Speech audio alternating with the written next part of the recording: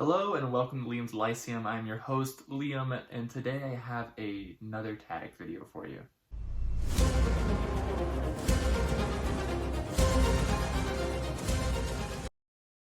Okay, so I'm still catching up on tags. This is going to be the Pokemon Book Tag. I was tagged by Strange Mentality Paper. I'll link her video down below. And I would recommend you go watch her video. She has a really great channel and honestly has less subs than she deserves in my opinion. Anyways, it seems like it's a pretty fun tag. There are 15 prompts, so I'll just get right into them so this video is not super long.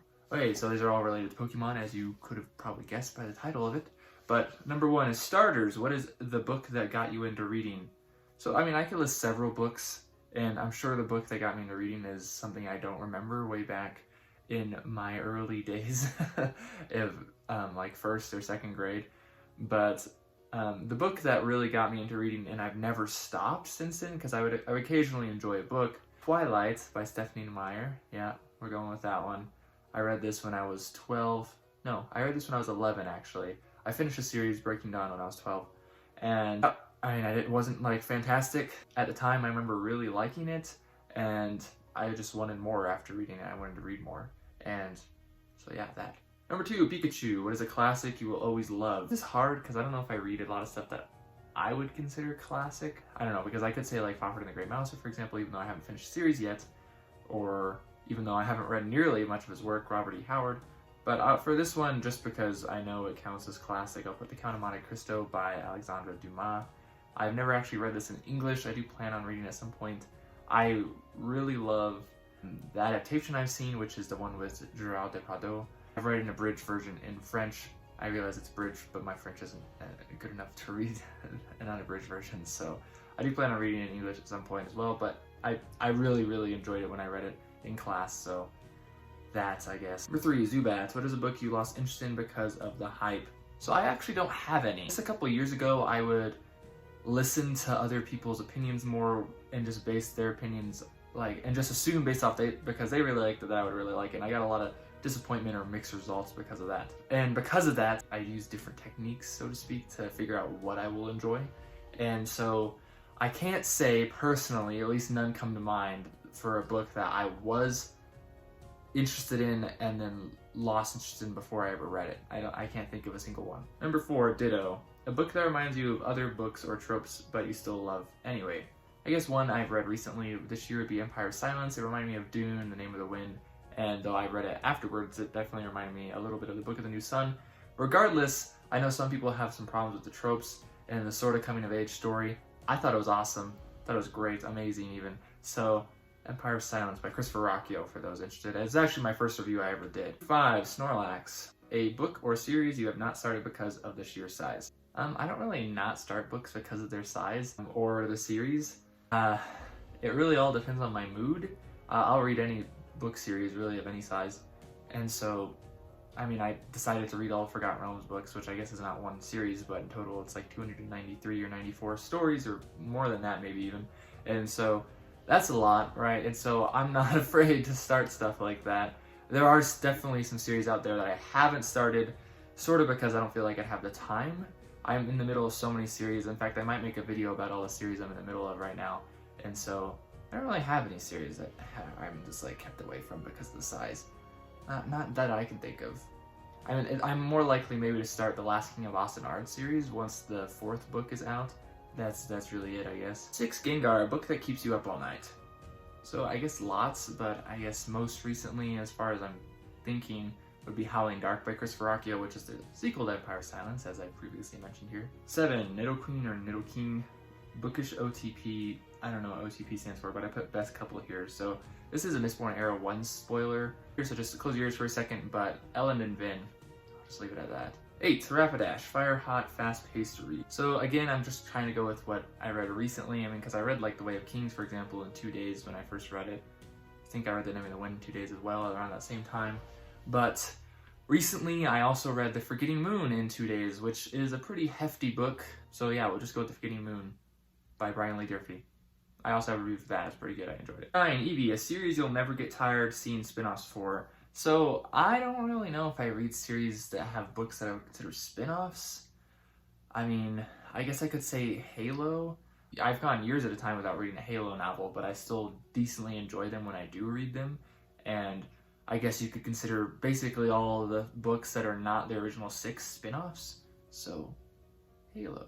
And Magikarp, a book or series that was surprisingly awesome. So I don't know, I mean, I read a lot of Forgotten Realms novels, and you know, a lot of times they're good popcorn, okay? They're really good popcorn in my opinion.